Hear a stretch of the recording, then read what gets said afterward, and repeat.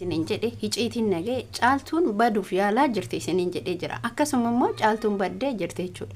Otoo isinitti tolee viidiyoo kiyya kana sheer gootanii caaltuu biraan naa geettanii. Sababni isallee maaliif yoo jettan caaltuun ufis miitetti, muktaaris miitetti, ilmoo ofillee miitetti, gurbaa firaa jedhamullee miidhaa jirti. Dhugaa jirtu itti himtee abbaa manaa isii wajjin jiraatuu qabdi.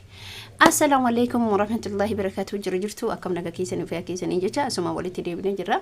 Akkuma kaleessa isinii jedhe caaltuu miliquuf yaalaa jirti waan xiqqoo dhagee isinii jedhe akkasuma caaltuu miliixee jirti qabamtillee odoo viidiyoo kiyya kana caaltuuti sheer naa gootanii biraan naa geettanii. Maaliif yoo jettanii caaltuun tokko uf miidhaa jirti lammaffaa abbaa manaa isii sadaffaa ilmoo isii san abbaa manaa isiitirra garuu ilmoo isii santutti aana isinii galee caaltuun immoo amma dhaamsin an isii qabu otoo badu fiigu kufu tumamu dirri isii kadhaamu suni guyyaatti dirri isii ni dhaamata gaafa agarru malee way nuti bira jirra isii fi rabbitu bira isii fi isaa rabbi tokkicha bira jira caaltu bira caaltuun ufittis taphatte muktaarittis taphatte ilmoo isiittis taphatte gurbaa firamu jedhamu sanittis taphatte gurbichas miidhamee jira.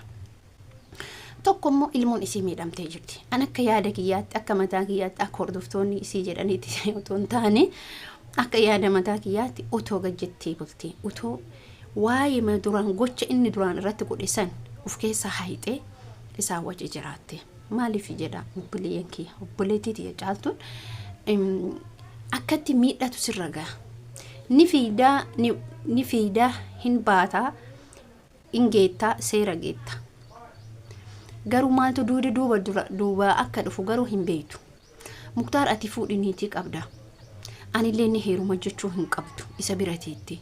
Maaliif ufitti abaasisiifta. Nama kana dubartiin dhiira kamuyyuu dhiiruma hammuma fedhe dhiiruma cimaa kamuu jechuudha. Dhiiruma qeerransa kamuu dubartiitu gadi qaba. Maaliin qaqqabdi haala amala isiitiin qaqqabdi.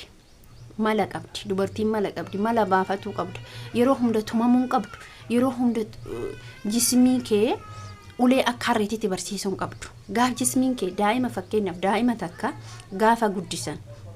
gaafa guddisan yoo ulee baratte akka harreetti daa'imni idmee isii guutuu hamma ulee san qamaftutti malee gadimteettu jechuudha. Dubartillee gaafa ulee baratte as amma galgala ganama hoosituman gaafa uleen sun sirraa lash jedhu dubbii gooteet ammallee fiddee akka harree sanitti tumamta jechuudha.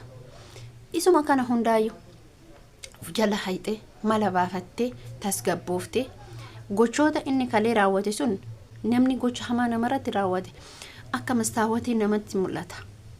Ati mala amma jechuudha.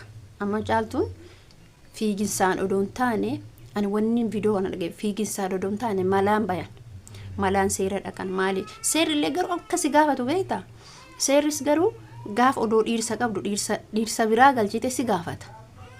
Kuni gara namaatillee gara rabbiitillee akka hin taane ni beekta. Gurbichi dhaqesi saaxile. Hamma kana hojii jiraanne jedhee. Gaafa seera dhiites ni ulfaata. Garuu mala baafadhu, mala ittiin baatu, mala ittiin bultu, mala ittiin galtu. Humna qabaa humnaa miti amma. Irree miti amma. Si galee dubartiin humnaan buluu hin dandeettu. Nama dhooftee buluu hin dandeettu. Dhiiratti deebisuun qabdu. Abbaa manaa isii sanii tokko kabaja qabdu qabaachuu qabdi. Ati muktaarin jaalattus jibbitus abbaa warraa keetii ilmoo irraa argattee jirta. Garuu akkaataa achi itti baatu isa kana tasgabbeeffattee karatti deebite eshi waa hundumaa nama jechuun ilma namaati jechuun dubartii jabdu jechuun wanni abbaan manaa sun otoo asiin akkatti cuube nusi cabe wanni nisiin jedhu san eshi jechuufi qabda. Ulaagaalee kee ufuun dura jiru waan yaaddu san waan sirakkise san guutachuuf nama kan harka keessatti galfatuu qabda. Dhiira malaan malee harka keessan galfatan. Dhiira rolanii harka keessan galfatan tolaniiti. Jaalala ibsaniifiti waa hundumaa daga otoo wannumti rakkoon tokko si qunname rakkoo san dhiiftee eessan daa'ima fuyyuu viidiyoo rakkoo san hunda dhiiftee rakkoo si mudate san kakaleessaa darbee bir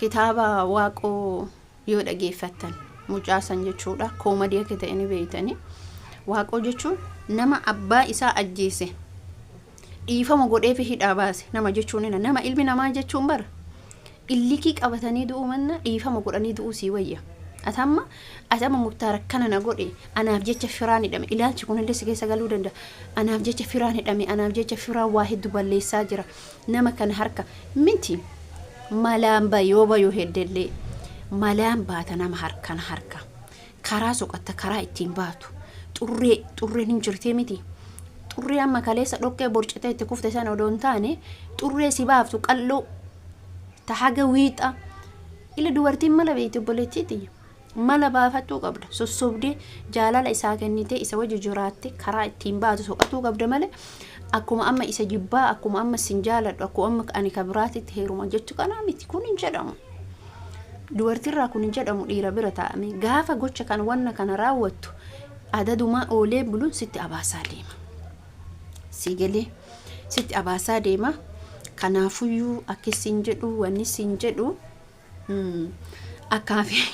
akkaafonni sin jedhu sobboleetitiya cinqaa kan qabne xaaxaa kan qabne mala baafadhu malaan itti fayyadame muktaar sossobe dhiira gisee tokko akkana gootee jennaan qaqqabdee jennaan dhungatte taanaan maal goote taanaan dhumate baafunduu dhiirri jaalala barbaadde dubartilleen akkasuma kunuunsa barbaadde ati yoo duraa yoo miidhamtes ammaaf maali ka walgadhiise walitti hin deebi'u kan ati qubna garii gootu jechuudha ka walgadhiise jaartiif jaartiin jechuudha walitti deebi'anii jaalala walii baasanii akka nama takka waliin argineetitti wajji jiraatanii jedhan ati qubna garii nati gootu garuu otoo haqa isaa ofirraa qabdu ati ofitti qoosaa jirtu kun sirraan barbaachisu mala baafadhu xurree qalloo baafadhu sin jedha kun sin jedha xurreen qalloon immoo akkasi baaftu beeke kan jaalala fiddus mala salphaadha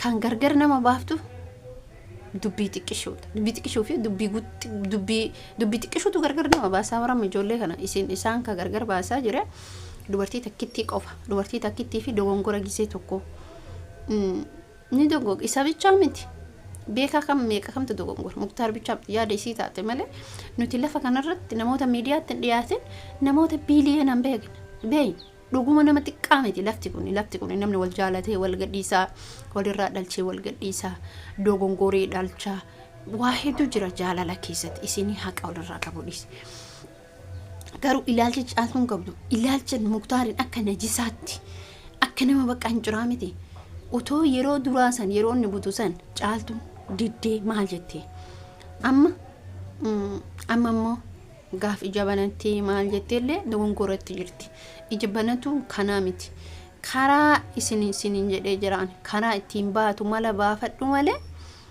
mala ittiin xurree qalloo isi dhaagawiidha baafadhu lammaffaa immoo dubartii aqlii qabdu hiriyaa godhadhu ifam dubartii aqlii qabdu dubartii yoo jette jecha namaa dhoysitu dubartii miiciitii gaggabaate dubartii jechuun dubartii gaarii jechuun dubartii ani abbaa manaa kee akkana godha akkana dubartiin keessattuu dubartii abbaa manaa sitti hamattuun jaalatina dubartoonni abbaa manaa keetiin badaa jettu gonkumaa jaalatin si himatanallee maaliifi jechuun keessan hin oolu dubartiin abbaa manaa isillee sitti hamattee keetillee jibbitee jettu hin jaallatin anuma siin jedha maaliif yoo jettanii dubartiin sun jireenya kee keessa seenti malee jireenya kee ijaartu dubartii jechuun yoo ati abbaa manaa keetti hamatte lakki irraa deebi'i abbaa manaa keeti isinillee dubartoonni abbaa manaa keessan dubartiitti namatina akkana narratti dalagee akkana na godhe hin jedhini eenyuun jetta hoo haadha kee jiraatte rakkoo inni qabu san haadha kee mariisifta ilmoon qalbii qabdu yookiin abbaa kee mariisista yookiin hin callifta obboleessa keellee mariisisee rakkisaadha bar garuu hunduu rakkisaadha hin bubbisa obboleessi illee ni bubbisaa bar obboleettiin illee ni bubbifti garuu aqlii qabdu obboleettiin jalatti si dhooggeeti maaliif hin ta'u wanni akkana hin barbaachisu wanni akkasii ila wantoota akkanaati dubartii akkanaati. Dubartiin takkittiin isin rabbaatu dubartiin yeroo ammaa kamu lafa kanarratti dhugaa rabbii isinin jedha. An kana viidiyoo keessanitti dheerissu caaltuun akkuma isinin jedhe erga hin barbaanne erga hin jaallanne erga isa wajji jiraachuu hin barbaadu ani lakki jiru kophaa kiyyaa ilmoo kiyya guddifachuu barbaadu jettale muktaariif immoo wallahi billahi dhibbatti maaltu isa baasa intala tana gadhiisu sababni isallee maaliif yeroo hunda tuffatamaa yeroo hunda hamma yoomii jarana du'a jira hamma yoomii mana keessatti dirqee jiraachisa ulfaataadha bar wanti isan taane naan taane jedhee gadhiisuu qaba bakka maal dirqee miti wallahi immoo dhalaan birqii miti dhalaan lafa kanarra butte garuu haa ta'u hin jiraa miti haadha ilmaatii jechuuf kararra'u. Akkasii isin jechuun barbaadaa viidiyoo keessas marratti dhaabaa hamma viidiyoo biraatti walitti deebinutti na of golchaa isin jecha qaroomaa dubartiin qaroomuu qabdi gowwoomuu qabdu akkuma miidiyaa irratti laaltee ebaluu fiige jettee fiiguun qabdu ebaluu akkas ta'e ebaluu akkana uffate ebaluu adii uffate ebaluu diimaa uffate kana godha abbaa mana kee akkas jechuun qabdu obsitee waa hundumaa ciniinnattee taa'uu qabdi. Akkasii asuma irratti dhaabaa hamma viidiyoo biraatiin walitti deebinutti baay'ee isin jaalladha baay'ee isin kabajja akkuma isin hin jedhe laayik share gochuun dagatina.